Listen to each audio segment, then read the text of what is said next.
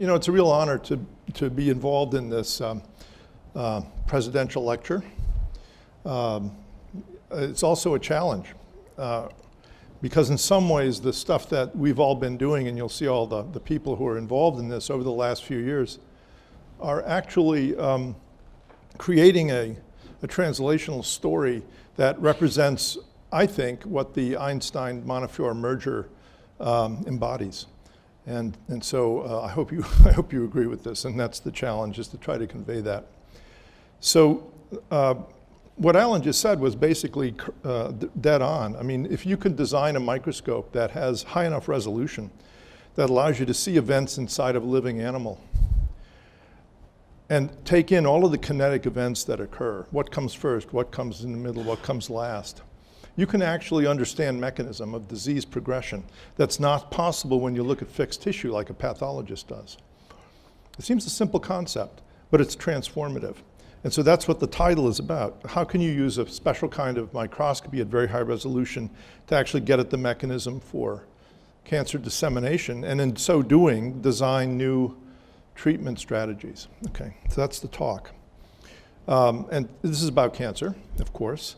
And it's about a piece of the cancer puzzle which is particularly vexing.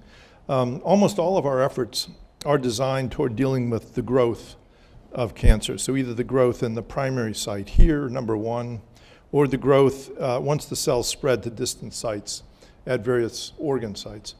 95% of the funding, almost all of the activity is directed toward the regulation or suppression of growth. But what's really killing the patient is the spread of the tumor, the metastasis, the systemic travel of the tumor cells. And almost no effort is being put to that. And it's not because people are indifferent, it's because the technology doesn't exist. It's almost impossible to figure that out. So what we've been doing over time is to try to develop microscopes that allow us to define these 4 steps that you see pictured here in this cartoon textbook image, and actually look at them in great detail to understand the mechanism of each of the steps, and that way get at the root cause of death, which is due to dissemination. So why use multiphoton microscopes? Because it fits the bill. It actually is the high resolution method of choice. But it's not possible to just go out and be a good physicist and build the perfect microscope and then bring it over to biomedical researchers and have them apply it. Because what you'll get is a microscope that has perfect physics, but actually doesn't solve the biological problem.